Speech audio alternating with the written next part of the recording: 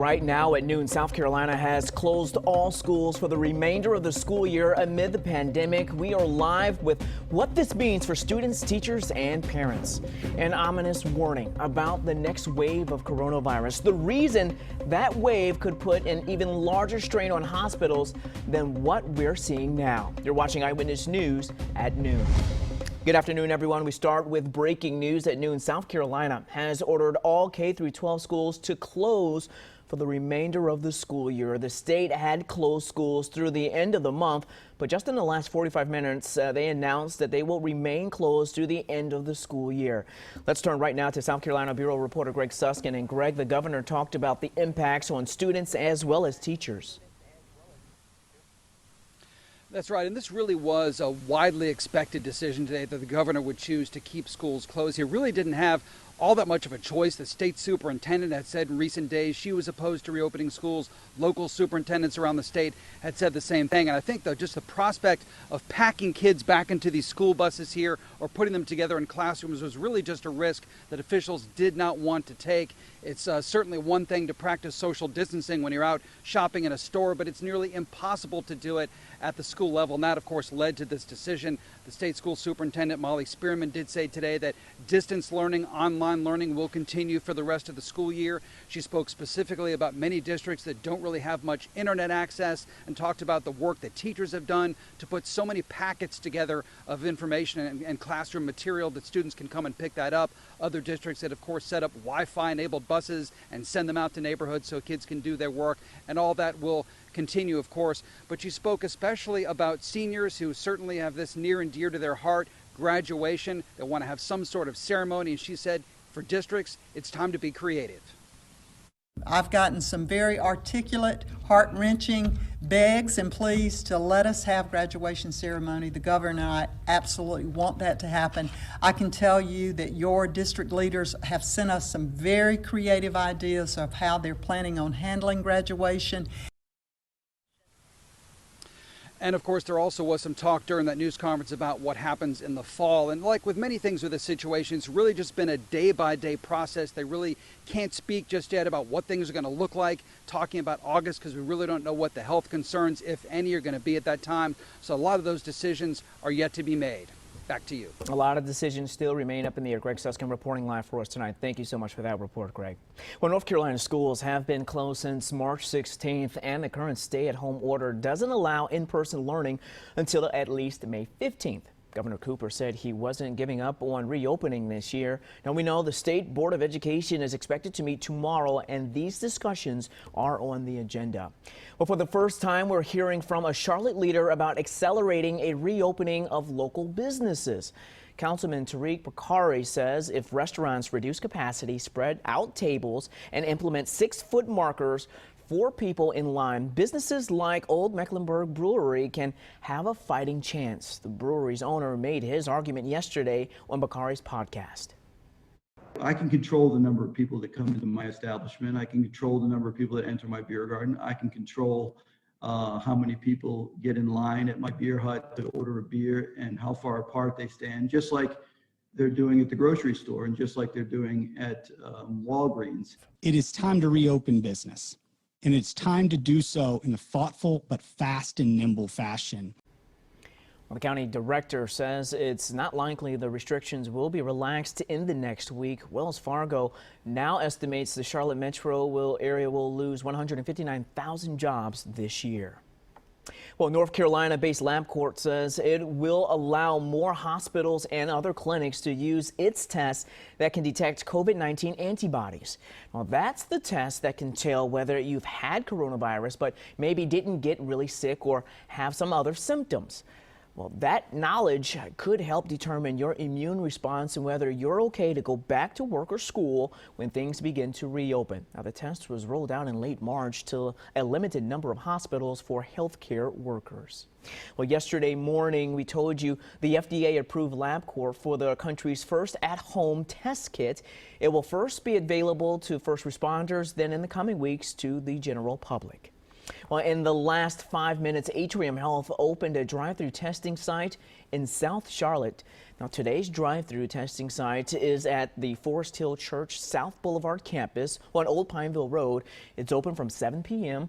until 7 p.m. and you do not need an appointment. Last week, Atrium told us that they would adjust locations to make sure they are serving the areas with less access to health care.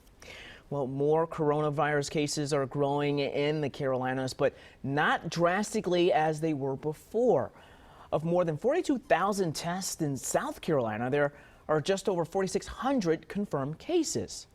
Well, new at noon, another CMPD officer has tested positive. CMPD tells us there are 3 officers and 2 civilian employees that have tested positive. None have been hospitalized, and the department says that they are all at home recovering. And in the last hour, North Carolina said it completed more than 90,000 tests. Of that, 7,200 have tested positive. 242 people have died from their symptoms. Well, it looks like the IRS will not be sending people stimulus money back to the wrong banks. After all, Action 9 investigator Jason Stujenki broke this story and has been following it every step of the way for you. And he's live in West Charlotte. And Jason, this is a major update here. Oh, yeah, Damani, absolutely. You know, for a while there, it looked like the IRS was going to send people stimulus money back to the wrong same banks more than once, so 2 times back to the wrong accounts. Now, this all started last week. I was covering this. People who used tax preparers and got refund advances were worried, and rightfully so. In many cases, the IRS sent their money to the banks the tax preparers used for those advances instead of to the people themselves. Now, some of those banks returned the money to the IRS to sort out. And the IRS website said it planned to resend the money this Friday, but right back to the same bank account. So people naturally were very surprised. Now, I found out late last night the IRS is sorting all of this out. One of the banks sent tax preparers a message saying the IRS made a mistake, corrected it, and does not intend to send the money back to the same wrong accounts. Instead, what the IRS is going to do is mail people paper checks based on the most recent addresses the IRS has on file. Damani? And that is going to be at least some relief for folks who desperately need those stimulus checks. Jason, thank you so much for that report. Well, the director of the CDC is warning a second wave of the coronavirus could be even more devastating. The Washington Post reports that's because it will coincide with the start of flu season in the fall. Robert Redfield told the Post having 2 respiratory outbreaks would put an unimaginable strain on the healthcare system. The first wave of COVID-19 has killed more than 42,000 Americans. It overwhelmed hospitals, exposed shortages of test kits, ventilators, and PPE. He's urging us to prepare for what's ahead as stay-at-home orders are lifted. Stress social distancing, ramp up testing and contact tracing, which documents who people have been in contact with, and he wants people to get flu shots early. Abbott Laboratories, one of the companies that makes a rapid result COVID-19 test, is issuing new guidance for providers to prevent false positive tests. The problem was in the way labs store swabs until they can be tested. Well, Abbott is now telling clinics to insert swabs directly into the testing machine without storing them. The tests had been used for about 2 weeks before the problem was uncovered. Well, 2 weeks ago, we told you health officials here in Mecklenburg County warned people about the false negative results. Now, at the time, some of the clinics were using a rapid test that wasn't FDA approved because there weren't enough of the approved swab tests. They've since switched tests. And President Trump says he'll sign an executive order today suspending immigration. Reporter Jacqueline Fell explains that critics are questioning the reasoning behind the move.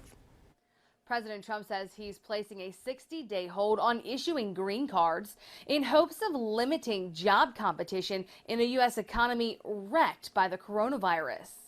The president says it would be, quote, wrong and unjust for Americans laid off during this time to be replaced with new immigrant labor from abroad.